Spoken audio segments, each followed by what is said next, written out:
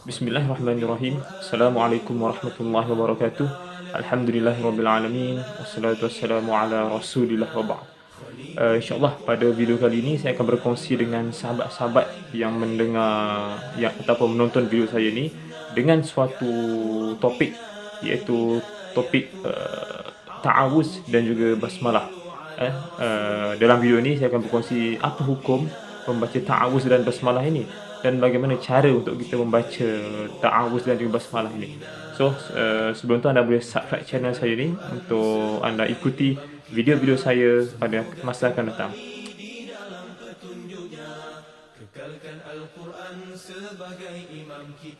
Apa itu ta'awuz? Okay.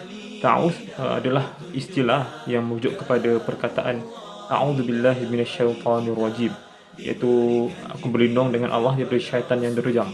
Dan basmalah pula adalah istilah yang merujuk kepada perkataan Bismillahirrahmanirrahim, yang bermaksud dengan nama Allah yang Maha Pemurah lagi Maha Penyayang. Ketika seorang qari ataupun pembaca Al-Quran ingin membaca ayat daripada kitabullah, iaitu Al-Quranul Karim, mereka seharusnya memulai bacaan dengan kalimah A'udzubillahi minasyaitonirrajim. Ini berdasarkan ayat daripada surah An-Nahl ayat yang ke-98 berbunyi A'udzubillahi minasyaitonirrajim fa idza qara'tal qur'ana fasta'idz billahi minasyaitonirrajim, yang bermaksud maka apabila engkau yakni wahai Muhammad hendak membaca Al-Quran, mohonlah perlindungan kepada Allah dari syaitan yang terkutuk. Sama ada qari itu ingin membaca daripada awal ataupun pertengahan surah, mereka seharusnya memulai bacaan mereka dengan kalimah ta'awuz, iaitu a'udzubillahi minasyaitonirrajim. Sementara basmalah pula perlu dibaca ketika awal surah saja, kecuali surah At-Taubah.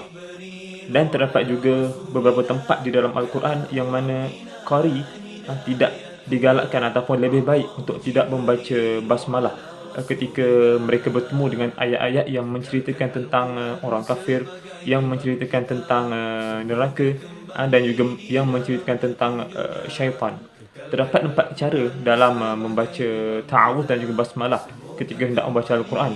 Okey, cara yang pertama, seorang qari boleh membaca dengan memutuskan pada setiap ayat. Kita lihat contoh.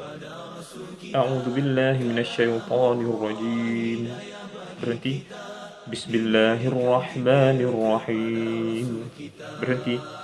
Alhamdulillahi rabbil alamin.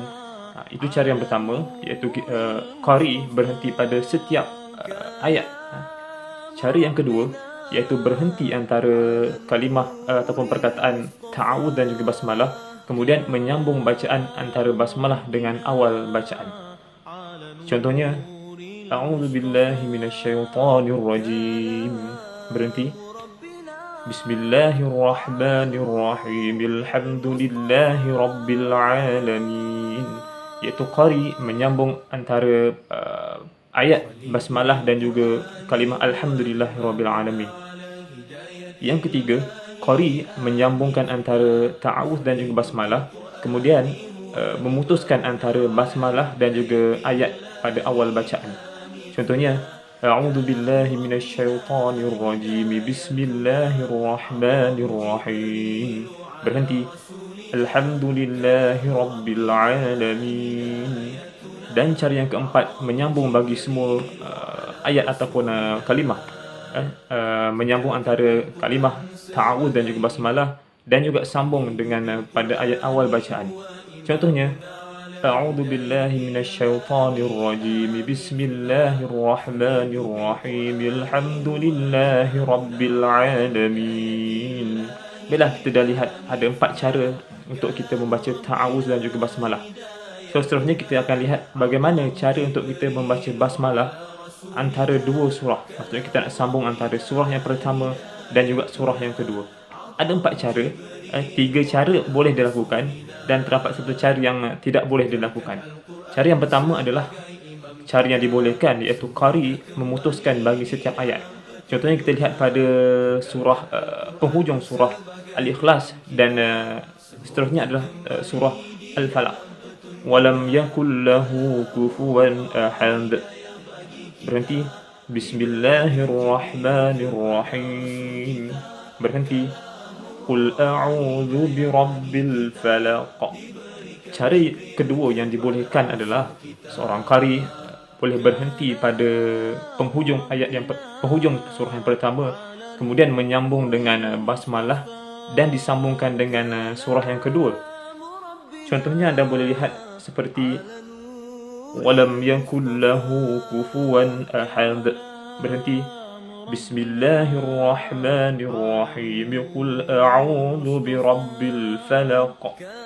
Cara ketiga yang dibolehkan adalah seorang qari boleh menyambung bagi setiap ayat, iaitu bermula daripada penghujung penghujung ayat yang surah pertama disambung dengan basmalah dan disambung dengan ayat pertama untuk surah yang kedua.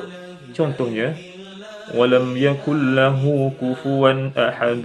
Bismillahirrahmanirrahim. Qul a'udzu birabbil falaq.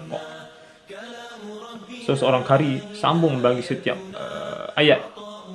Baiklah, cara yang keempat, iaitu cara yang tidak dibolehkan untuk qari membacanya adalah qari menyambung ayat terakhir bagi surah yang pertama dengan basmalah, kemudian berhenti dan diikuti dengan surah yang kedua.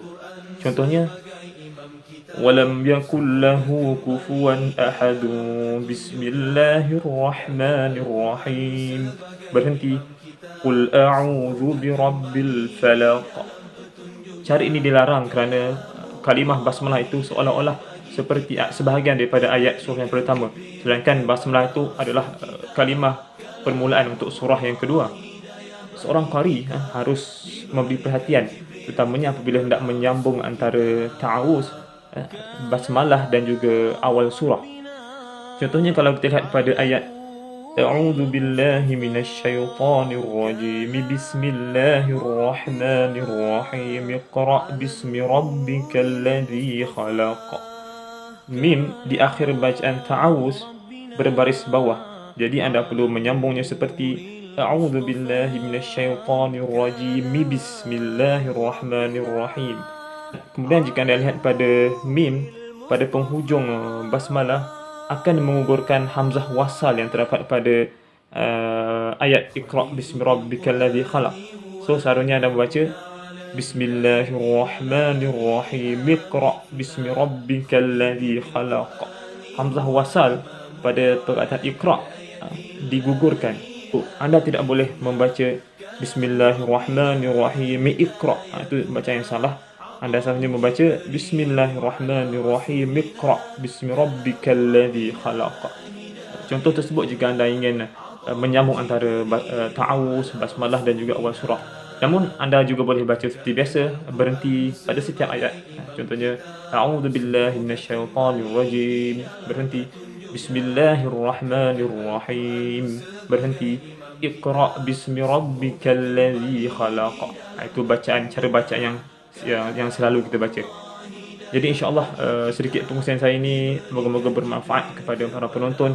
Insya-Allah sama-sama kita melazimi bacaan Quran kita dan sama-sama kita mempelajari sedikit sebanyak hukum tajwid. Sekian, wallahu taala a'lam.